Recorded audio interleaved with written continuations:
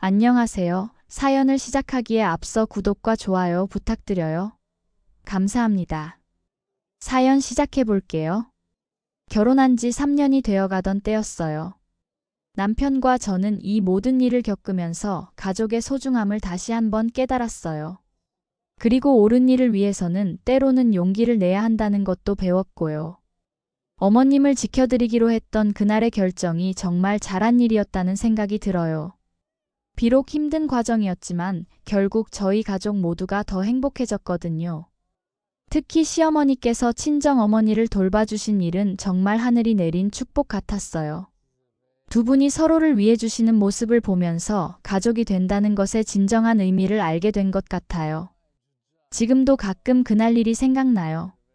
어머님이 고개를 숙이고 계시던 모습, 눈물을 흘리시던 모습이 말이에요. 하지만 이제는 어머님이 당당하게 웃으시는 모습을 볼 수 있어서 정말 다행이에요. 앞으로도 어머님을 잘 모시면서 살아갈 거예요. 그리고 형님 부부와도 더 좋은 관계를 유지해 나갈 거고요. 무엇보다 조카가 건강하게 자라는 모습을 지켜보는 게 가장 큰 기쁨이에요. 이 모든 일이 저희에게는 큰 시련이었지만 결국 더 강한 가족으로 만들어준 소중한 경험이었다고 생각해요. 그리고 시어머니의 은혜는 평생 잊지 못할 것 같아요. 정말 하늘도 울고 갈 만한 반전이었거든요. 저희는 주말 부부로 살고 있었죠. 남편이 지방 발령을 받아 2년간 떨어져 지내야 했거든요. 그때만 해도 저는 시어머니와의 관계에 대해서는 정말 감사한 마음뿐이었어요. 시어머니는 참 좋으신 분이셨거든요. 하지만 일찍 남편을 잃으시고 혼자 두 아들을 키우시느라 고생을 많이 하셨어요. 노후 준비도 제대로 못하신 채로 나이가 드셔서 장남인 형님 부부집에서 얹혀 살게 되신 거예요. 시어머니는 장남집에서 살면서 조카를 돌봐주고 계셨어요. 매일 오전엔 아침밥을 차리시고 조카를 등원시키고 오후엔 어린이집 하원 시간에 맞춰 조카를 데리러 가시고 저녁 늦게까지 조카를 돌보시며 집안 청소와 빨래, 반찬 만들기까지 모든 집안일을 도맡아 하셨죠. 형님 부부는 둘 다 직장을 다니는 맞벌이 부부였는데 시어머니더러 어머니가 집에 있으니까 이 정도는 해주셔야죠 라며 모든 일을 떠넘겼어요. 그러면서 가끔 용돈이라고 10만 원씩 주는 게 전부였어요. 그것도 매달이 아니라 어머니 이번 달은 좀 힘드네요 라며 건너뛰는 경우도 많았죠. 처음에는 그래도 가족인데 서로 도와야 하는 거 아닌가 생각했어요. 하지만 시간이 지날수록 시어머니께서 점점 힘들어 하시는 게 눈에 보였어요. 나이가 있으신데 매일 어린아이를 돌보는 것도 쉽지 않고 집안일까지 도맡아 하시니 얼마나 피곤하셨을까요? 어머니, 우리 늦을 것 같으니까 아이 목욕시키고 재워주세요. 어머니, 내일 아침에 아이 소풍 가니까 도시락도 싸주시고요. 어머니, 빨래 좀 개어서 정리해주세요. 마치 시어머니가 전속 가정부라도 되는 양 온갖 일을 다 떠넘겼어요. 그런데 시어머니가 조금이라도 힘들다는 내색을 하시거나 나도 이제 나이가 있어서 라고 하시면 형님 부부는 난리가 났어요. 자식들을 위해 그 정도도 못 해주시냐? 다른 집 할머니들은 다 해주는데 왜 어머니만? 이라며 시어머니를 마치 종처럼 다뤘죠. 빨래를 조금이라도 잘못하신 날에는 어머니 이렇게 하시면 어떻게 해요? 다시 해주세요 라며 쥐 잡듯 잡아서 잔소리를 했어요. 그래서 그런지 조카도 엄마 아빠보다 할머니를 훨씬 좋아했어요. 형님 부부가 퇴근해서 집에 와도 조카는 할머니만 찾았죠. 엄마 아빠와는 정서적 교감이 거의 없었던 거예요. 더욱 안타까운 건 형님 부부가 시어머니한테 큰 소리를 내거나 짜증을 낼 때마다 조카가 무서워하며 할머니 뒤로 숨는다는 거였어요. 그러던 어느 날 형님 생일이라고 시어머니께서 저희 부부도 오라고 하셨어요. 남편이 토요일에 집에 와서 저희는 토요일 저녁에 형님 댁으로 갔어요. 도착해보니 시어머니께서 그 와중에도 한상을 푸짐하게 차려놓으신 거예요. 저는 정말 죄송한 마음에 어머님, 이 많은 걸 어떻게 다 혼자 하셨어요? 제가 일찍 와서 도울 걸 그랬네요 라고 말씀드렸어요. 정말 미안했거든요. 그런데 그 와중에 형님 부부는 어디 쇼핑을 갔다 오는지 쇼핑백 한 보따리를 들고 그제서야 들어오더라고요. 결국 시어머니께서 그 많은 음식을 혼자 준비하신 거였어요. 다 같이 식사를 하는데 정말 가관이었어요. 형님이 시어머니를 진짜 종처럼 부리는 거예요. 어머님, 밑반찬 더 가져와요. 어머님, 물컵 좀 채워주세요. 어머니, 아이 숟가락 떨어뜨렸으니까 새 걸로 가져와요. 끊임없이 시어머니를 불러댔어요. 아주버님도 마찬가지였어요. 국 좀 더 주세요. 김치가 별로네. 다른 거 없어요? 라며 계속 트집을 잡았죠. 시어머니는 조카 밥 먹이랴, 형님 부부. 심부름하랴, 정신없이 오가면서 정작 본인 식사는 제대로 못하고 계셨어요. 그런데 더 가슴 아픈 건 조카의 반응이었어요. 형님이 시어머니한테 큰 소리로 어머님, 왜 이렇게 늦어요? 라고 하거나 아주버님이 제대로 좀 해주세요 라며 짜증을 낼 때마다 조카는 무서워하며 시어머니 뒤로 숨는 거예요. 아이가 본능적으로 할머니를 보호하려는 것 같았어요. 다 먹고 나니 형님 부부는 소파에 앉아서 TV를 보고 시어머니와 저만 뒷정리를 했어요. 그런데 형님은 소파에서 계속 지시를 내렸어요. 어머님, 테이블도 좀 닦아주세요. 바닥에 떨어진 것도 치우시고요. 마치 시어머니가 고용된 가정부라도 되는 양말이에요. 그 와중에 조카가 음료수를 엎지르니까 형님이 버럭 소리를 질렀어요. 야, 조심해서 마셔야지. 그러자 조카는 겁에 질려서 울음을 터뜨렸고 시어머니는 황급히 달려가서 조카를 안아주며 괜찮다, 괜찮다고 달래면서 엎질러진 음료수를 치우시는 거예요. 형님은 그런 시어머니한테 어머님도 아이 교육 좀 제대로 시켜주세요. 맨날 오냐오냐 하니까 얘가 뭘 잘못한지 모르죠. 라며 화풀이를 했어요. 남편도 많이 불편했는지 뒷정리하는 걸 도와줬어요. 그런데 그 와중에도 형님은 시어머니한테 청소 제대로 한 거예요? 라며 트집을 잡는 거예요. 도저히 못 참겠더라고요. 그래서 제가 형님 너무하신 거 아니에요? 여기 형님 댁 아니에요? 어머님 나이도 있고 힘드신데 어떻게 손 하나 까딱 안 하고 사람을 그렇게 부려먹어요? 라고 했어요. 그러자 어머님은 괜찮다며 저를 말리시고 형님은 난리가 났어요. 동서, 지금 말 다 했어? 어머님이 좋아서 하는 건데 동서가 무슨 상관이야? 라며 소리를 지르는 거예요. 그러자 아주버님이 저한테 재수씨가 어머니 모실 거 아니면 잠자코 있어요 라고 하는 거예요. 그 말에 정말 화가 났어요. 이런 식으로 모실 거라면 그만두세요. 제가 모실게요. 아주버님은 자식이면서 형님이 어머님한테 저렇게 하면 오히려 말리셔야 하는 거 아니에요? 두 분 다 나중에 벌 받으실 거예요 라고 했더니 아주버님이 재수씨 지금 선 넘는 거예요 라고 하더라고요. 남편이 도저히 못 참겠는지 그만들 해. 형 해도 해도 너무하는 거 아냐? 엄마가 형네 집 식모야. 라고 소리쳤어요. 결국 그날 대판 싸웠어요. 어머니는 말리다가 우시고 정말 마음이 아팠어요. 결국 저희는 어머님을 모시고 나왔어요. 굳이 형님 집에 계신다는 걸 저희 집으로 모셔왔어요. 그리고 어머님께 소란을 피워서 죄송하다고 말씀드렸어요. 그러자 어머님이 그래도 나를 생각해주는 건 너희들밖에 없구나라며 한참을 우시더라고요. 그 모습을 보니 정말 마음이 아팠어요. 다음날 어머님은 다시 형님네 간다고 하셨어요. 제가 가시지 마세요. 앞으로도 그렇게 당하고만 있지 마세요. 라고 했지만 어머님은 그래도 자식이니 어쩔 수 없다고 하시는 거예요. 결국 어머님은 기어이 다시 형님네 가서 또 조카를 봐주고 밥을 차려주셨어요. 일요일인데도 형님 부부는 나가고 어머님 혼자 조카를 보고 계셨죠. 저희는 도저히 아니라 싶어서 남편이 다시 지방으로 가기 전에 저희가 어머님을 모시러 다시 형님네 갔어요. 역시나 어머님이 조카를 보고 계셨어요.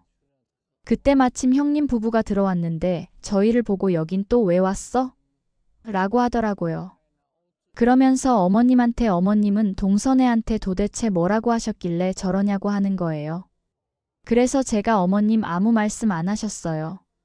그날뿐만 아니라 평소에 형님이랑 아주버님이 어머님 대하는 거 보고 아니라 싶었는데 이 정도일 줄은 몰랐어요. 이제 어머님 여기 못 오시게 할 거예요 라고 했어요. 그랬더니 형님이 저보고 네가 뭔데 그러냐며 막말을 하더라고요. 그래서 이제 어머님은 저희가 지켜야겠어요. 이런 식으로 하실 거면 저희가 모실 거니까 걱정 마세요 라고 하고 저희는 어머님을 모시고 다시 저희 집으로 왔어요. 남편은 다시 일 때문에 지방으로 가고 저는 어머님과 이야기를 했어요. 어머님, 정말 다시는 형님네 도와주러 가지 마세요 라고 했지만 어머님은 결국 아무 말씀을 안 하셨어요. 그래서 고민 끝에 시어머니를 저희가 모시기로 했어요. 물론 어머님을 설득하는 데는 오래 걸렸어요. 하지만 결국 어머님과 함께 살기 시작했죠.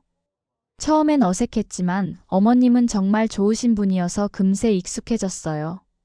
그런데 며칠 뒤 형님이 계속 시어머니한테 연락을 하더니 결국 찾아온 거예요. 조카가 할머니만 찾는다는 거예요.